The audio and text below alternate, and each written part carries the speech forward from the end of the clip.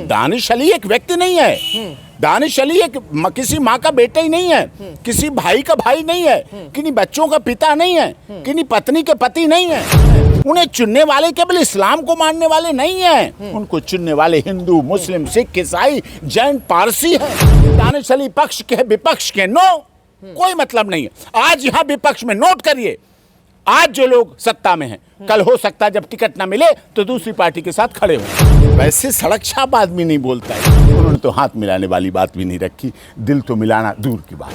क्या संसद में आतंकवादी रहते हैं? अगर आतंकवादी है तो सब पहले एनआईओ को बुलाइए, आईबी को बुलाइए, राज से जांच कराइए। गृह मंत्रालय बैठे हैं वहां। युवाओं का देश है, मोदी जी कहते हैं युवाओं का देश है, युवाओं की सदी है। युवा सीखेंगे क्या? आज जो इधर हैं, कल हो सकता है उधर टिकट लेने के लिए 24 में वहां खड़े मिले और टिकट लेकर जिंदाबाद जिंदाबाद जिंदाबाद करते मिले।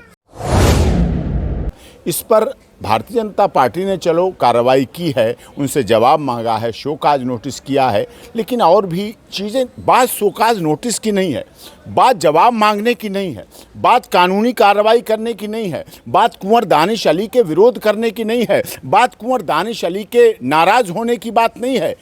बात है क्या एक व्यक्ति जो संसदीय जीवन में रह रहा है किसी दूसरे के लिए ऐसी बात सोच सकता है? शब्द तो वो आते हैं ना जुबान पे जो दिल में होते हैं। क्या ऐसी भावना रखी जा सकती है? क्या ऐसी बात की जा सकती है? क्या ऐसे विचार रखे जा सकते हैं? एक साथ इतने आरोप लगा देना ना कोई मजाक का विषय था। भरी ओपन संसद में बोल रहे हैं।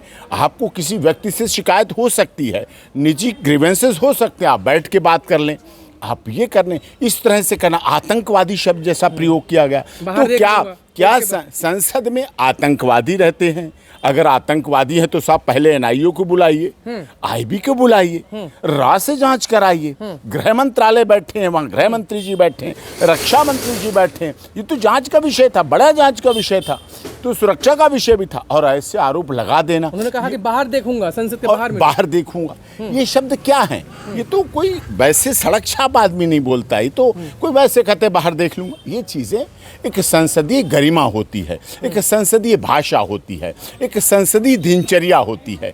आप साथ बैठते हैं, आपके राजनीतिक विचारधाराएं अलग हैं, संसद है, आपके राजनीतिक विचारधाराएं अलग रखिए, आप राजनीतिक सोच अलग रखिए, मनभेद रखिए, मतभेद रखिए, कोई बुरा नहीं मानता है। आप वहाँ भाषण दीजिए, लेकिन संसदीय भाषा के साथ, एक गरिमामयी भाषा के साथ, एक इज्जत के साथ, एक आदर के साथ।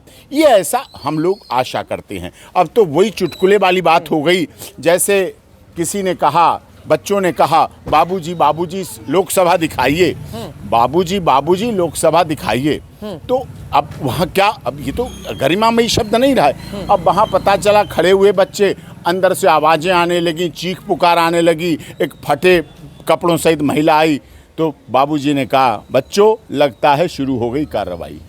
ये तो उचित नहीं है। पीछे डॉक्टर रविशंकर प्रसाद भी बैठे थे, हर्षवर्धन बैठे थे, हंस रहे थे देख सुनकर, लेकिन हर्षवर्धन कह रहे हैं कि मुझे तो आवाज़ ही नहीं आई, मैंने सुना ही नहीं। हाँ देखो, ये भी चलो अच्छा हुआ, वो नहीं सुना उन्होंने, ना अगर सुना होता तो वो दुख मनाते। दिख रहे हैं, हंस रहे हैं। और नहीं सुना, हंस तो किसी बात पर है। अगर उन्होंने बात कही है कि मैंने नहीं सुना, तो ये भी सत्य बात है। सत्य क्यों?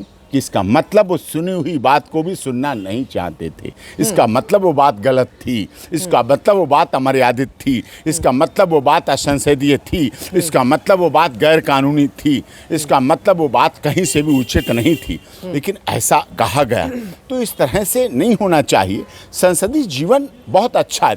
140 करोड़ आपको देख रहे होते हैं, आपकी लाइव स्ट्रीमिंग होती है। आपकी लाइव स्ट्रीमिंग के लिए हमारे देश के करोड़ों लोगों का टैक्स का पैसा आपकी बातों को सुनने के लिए लगाया जाता है, कि आपको देश सुन सके, आपकी बातों को सुन सके, आपको आम जनता सुन सके, गुवाहाटी से बैठा हुआ व्यक्ति भी सुन सके, चौपाटी में बैठा हुआ व्यक्ति भी सुन सके, कन्याकुमारी और कश्मीर में भी आपको सुन सके, आपकी भावनाओं को सुन सके, अपने हित की बातें सुन सकें, जनहित की बातें सुन सकें, जनहित के विचारों को सुन सके। और वहाँ इस तरह की भाषा, इस तरह की हमारी 33% आरक्षण मिला, चलो 29 से मिलेगा, अच्छी बात है। लेकिन जो महिलाएं आएंगी, जो बेटियां आएंगी, हमने बेटी बचाई, बेटी पढ़ाई, दोनों पढ़ के बेटियां बची, बेटियां पढ़ी, तो अब आरक्षण की ज़रूरत पड़ी।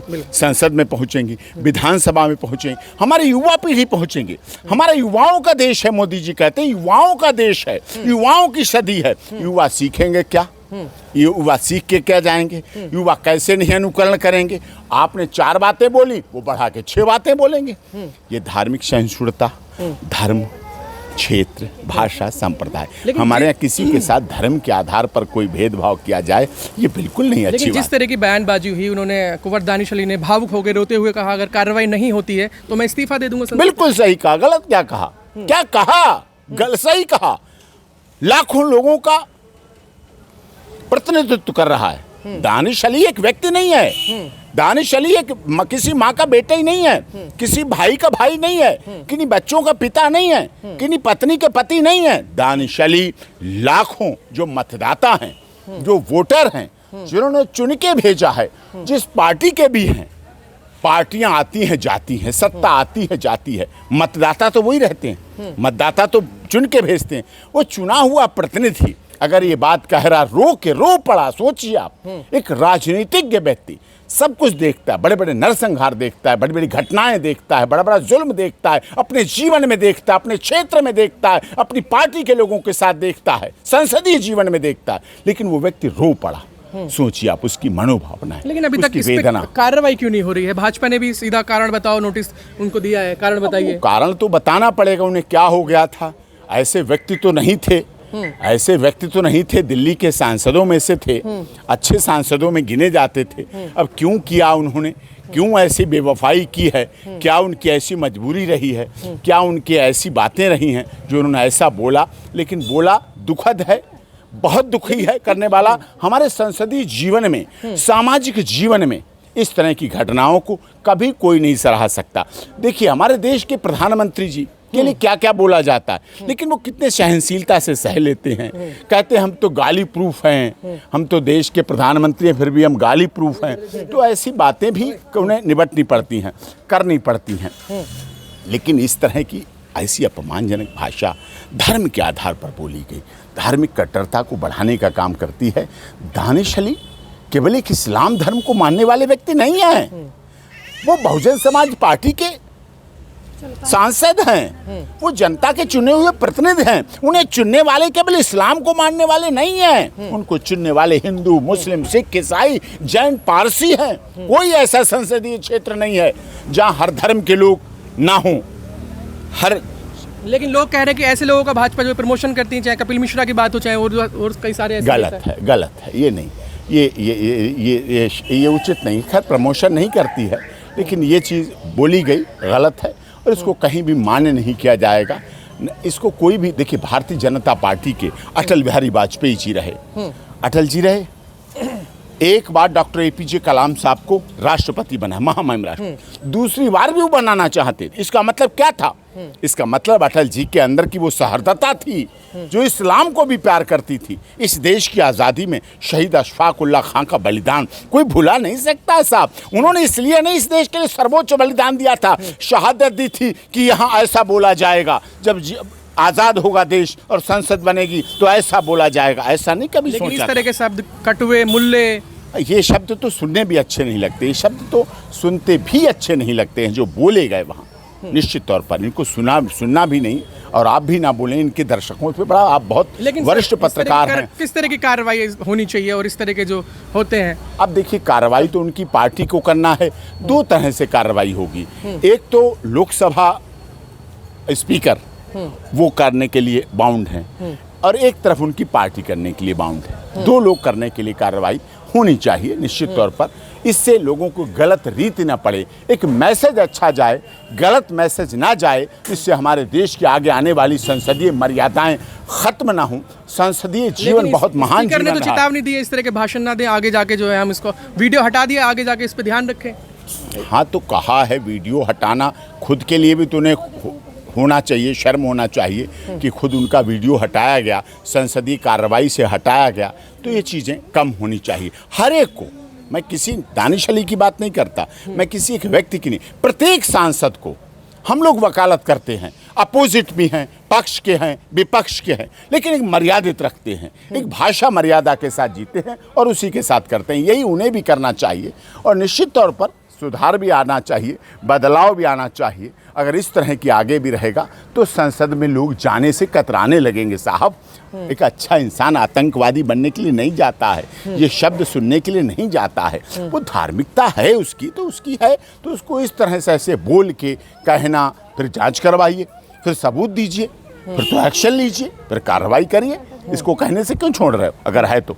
लेकिन ऐसा कुछ नहीं है। उनका दानिश अली एक अच्छे सांसद रहे हैं, व्यवस्थित सांसद रहे हैं, व्यवहारिक सांसद रहे हैं, लेकिन इसको और बहन मायावती जी की पार्टी के हैं, उन्होंने तो बहन जी के साथ भाजपा का कितना गठबंधन रहा है। उत्तर प्रदेश में वर्षों वर्ष तक सरकारें चलाई हैं मिलके, केंद्र में साथ रहा है, अटल जी के साथ रहा है, आडवाणी जी के साथ रहा है, इतना अच्छा संबंध रहा है। और उन रिश्तों को ख़त्म करना, उन रिश्तों को तार तार करना, उन पर ऐसा काम करना बहुत दुखद है। लेकिन इसके बाद राहुल गांधी उनसे मिले, लोग कह रहे हैं कि मायावती को ये काम करना चाहिए। राहुल गांधी राजनीति रोटी सेक रहे हैं वहाँ जाकर। किसकी?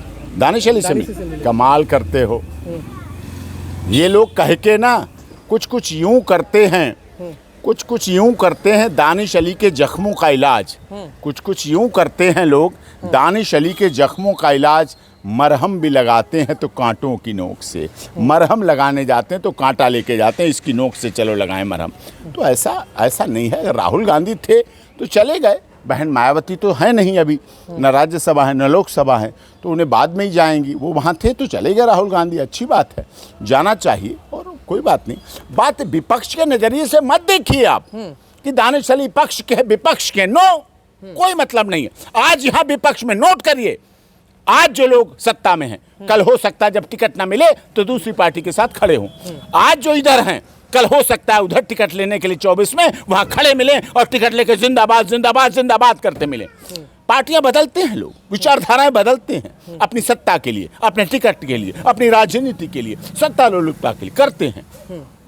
लेकिन भाषा मर्यादित रहे। मतलब जब मिलो, दो आंखें हैं लड़ने की, एक आंख मिलने के लिए रखो, एक आंख से लड़ लो, दोनों आंखों से मत लड़ो। दोनों आंखों से लड़ोगे तो गलत बात है। वो कहते हैं ना, दिल मिले न मिले, दिल मिले न मिले, हाथ मिलाते रहिए, ये तो एक रस्म है, कम से कम इसको तो निभाते रहिए। उन्होंने तो हाथ मिलाने वाली बात भी नहीं रखी, दिल तो मिलाना दूर की बात। चलिए।